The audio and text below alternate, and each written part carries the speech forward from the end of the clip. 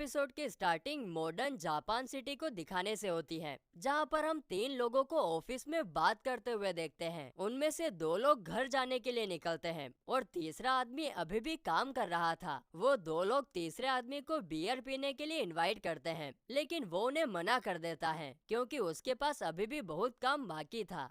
आगे वो काम खत्म करते हुए अपने आप से बात करता है कि अगर वो जल्दी घर चला भी जाए तब भी वहाँ कोई उसका इंतजार नहीं कर रहा होगा। वो बस जाके टीवी देखेगा या फिर गेम खेलेगा। और फिर वो थोड़ी देर बाद काम खत्म करके घर के लिए निकलता है, लेकिन उसका ध्यान रास्ते पर नहीं होता। और जब वो रोड क्रॉस करने के लिए आगे बढ़ता है तभी अचानक से उसका एक कार के साथ एक्सीडेंट हो जाता है और वहीं पर उसकी मौत हो जाती है। फिर उसके बाद जब उसकी आंखें खुलती हैं तो वो एक बच्चा बन चुका होता है और उसे एक बुढ़े आदमी ने पकड़ा होता है। फिर कुछ सालों बाद हम देखते हैं कि वो थोड़ा बड़ा हो गया है और जंगल में जानवरों को अपने मैजिक से हंट कर रहा है। साथ ही में वो हमें अपने बारे में भी बताता है कि मेरा नाम शिन है और इस जंगल में मैं अपने ग्रैंडपा के साथ रहता हूँ। मुझे मेरी पिछली जिंदगी अभी भी याद है, जहाँ पर मैं अर्थ नाम के प्लेनेट पर जापान नाम के देश में रहता था। मेरे ग्रैंडपा का नाम मर्लिन है, लेकिन गाइस हम अपनी इन वीडियो में इन्हें ग्रैंडपा कहकर ही पुकारेंगे। शीन यहाँ पर हमें ये भी बताता है कि कुछ सालों पहले डीमंस ने मुझ पर हमला किया था, जब ग्रैंडपा ने ही मुझे बचाया और तब से मैं उन्हीं के साथ रह रहा हूँ। इसके बाद वो अपने मैजिक से हंट किए हुए एनिमल्स को ग्रैंडपा को दिखाता है, जिसे देखकर ग्रैंडपा उससे काफी ज्यादा इम्प्रेस होते हैं। आगे ग्रैंडपा उसे अपने फायर मैजिक को दिखाने के लिए कहते हैं, तो फिर शीन अपने हाथ से फायर निकालकर लकड़ियों को जलाकर दिखाता है, जिसे देखकर ग्रैंडपा शॉक रह जाते हैं क्योंकि शीन अभी छोटा बच्चा है और इतनी सी उम्र में इस लेवल का मैजिक करना बहुत बड़ी बात होती है।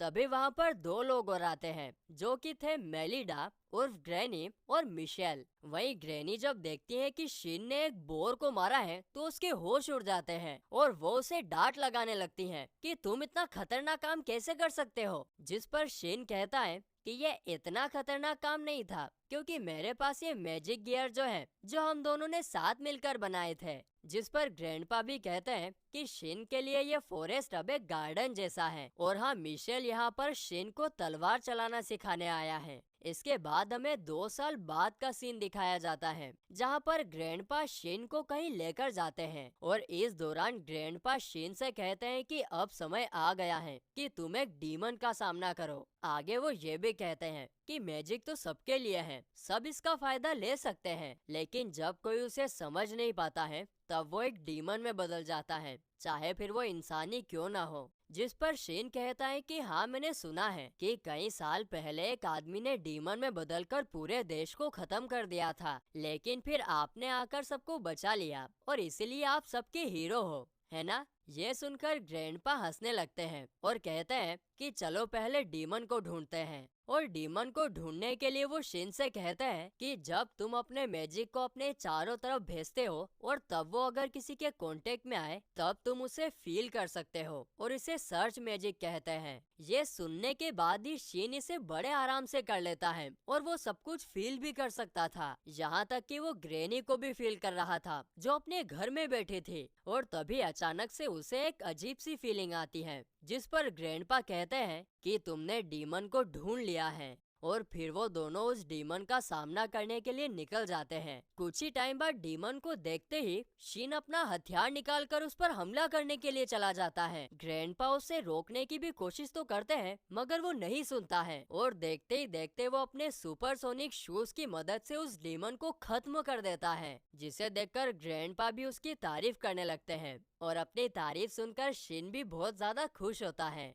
अगले सीन में हम रात होने पर ग्रैंडपा ग्रैनी और मिशेल को बात करते हुए देखते हैं। यहाँ पर ग्रैंडपा उन दोनों को बताते हैं कि कैसे शिन ने एक डीमन को चुटकी में मार गिराया। जिस पर ग्रैनी कहते हैं कि पता नहीं इस लड़के में ऐसा क्या है, ये जिस रफ्तार से मैजिक सीख रहा है वो कोई आम बात नहीं है और साथ ही में वो मिशेल के साथ तलवार चलाना भी सीख रहा है। ये सब देखते हुए तो हम कह सकते हैं कि शायद वो किसी दूसरी दुनिया से ही आया है। जिस पर ग्रैंडपा कहते हैं कि मुझे कोई फर्क नहीं पड़ता कि वो कौन है वो बस मुझे ग्रैंडपा कहकर बुलाता है, यही मुझे काफी अच्छा लगता है। और ये सुनकर ग्रैनी भी यही कहती है कि हाँ वो तो है, मैं भी उसे अपने ग्रैंड सन की तरह ही समझती हूँ। जिसके बाद अगले दिन ग्रैंडपा शिन को अकेले में बात करने के लिए लेकर जाते हैं, जहाँ पर वो शिन को बताते हैं कि मैं तुम्हारा असली ग्रैंडपा नहीं हूँ और कल तुमने जिस डीमन को मारा शायद ये वही डीमन था जिसने तुम्हारे पेरेंट्स को मारा था। यह किसी चमत्कार से कम नहीं कि उस डीमन ने तुम्हें नहीं मारा, शायद वो तुम्हें देख नहीं पाया होगा। जिस पर शिन मन में कहता है कि मुझे तो ये बात पहले से ही पता थी कि वो उनका असली पोता नहीं है और उसने अपने पेरेंट्स का बदला भी पूरा कर दिया है उस डीमन को मार कर। जिसके बाद शिन ग्रैंडपा से पूछता है कि तो मेरे पेरेंट्स कौन थे? जिस पर ग्रैंडपा कहते हैं कि वो तो कभी पता नहीं चला। हाँ, लेकिन मुझे एक बात समझ नहीं आ रही कि ये सब जानने के बाद भी तुम इतने शांत कैसे हो? जिसके जवाब में शेन कहता है कि वो मेरे पेरेंट्स जरूर थे लेकिन वो मुझे याद नहीं, और वैसे भी मेरे पास आप हो, ग्रैनी है और मिशेल भी तो है, और उल्टा मैं तो आपको थैंक यू बोलता हूँ कि आपने मेरा ख्याल रखा।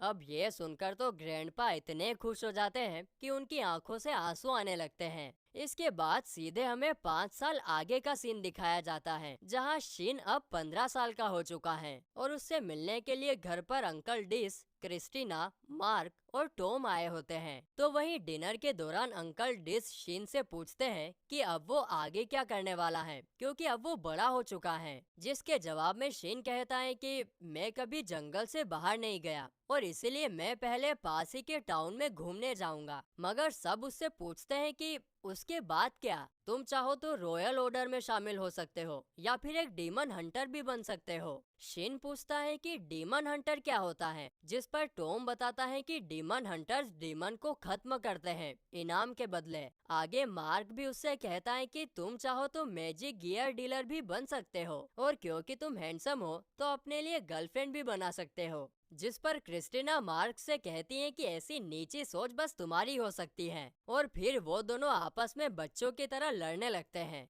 आगे हमें ये भी पता चलता है कि शिन आज तक कभी शॉपिंग करने भी नहीं गया है, और ये सुनने के बाद सब हैरान हो जाते हैं। और तभी ग्रैंडपा क्यूट गर्ल की एक्टिंग करते हुए कहते हैं कि सॉरी, वो मैं उसे ये सब सिखाना भूल गया। इसके बाद शिन सभी को टेलीपोर्टेशन मैजिक का यूज करके मैजिक ट्रेनिंग ग्राउंड में लेकर आता है। वहाँ पर सभी के पूछने पर ग्रैंडपा बताते हैं कि हम यहाँ पर इसलिए आए हैं क्योंकि यहाँ पर आसपास कोई नहीं है तो ज्यादा खतरा नहीं होगा। और फिर आगे ग्रैंडपा शिन से कहते हैं कि इन्हें अपना सबसे खतरनाक वाला स्पेल दिखाओ, जिसे सुनते ही शिन स्पेल शुरू करता है जिससे ब्लू फ्लेम्स क्रिएट होती हैं। और ब्लू फ्लेम्स देखकर सब हैरान रह जाते हैं क्योंकि उन्होंने ब्लू फ्लेम्स कभी नहीं देखी थी। मैजिक क्रिएट करने के बाद शिन सामने वाले पहाड़ पर हमला करता है, जिससे वहाँ पर बहुत बड़ा धमाका होता है और जमीन में बड़ा सा गड्ढा बन जाता है। और ये देखने के बाद तो सबकी आंखें फटी की फटी रह जाती हैं, और ग्रैनी तो गुस्से में ग्रैंडपा की 12 बजाने लगती हैं कि उसने शिन को कितना खतरनाक स्पेल यूज करने के लिए कहा है। हाँ, लेकिन टाइम रहते शिन उन्हें रोक लेता है।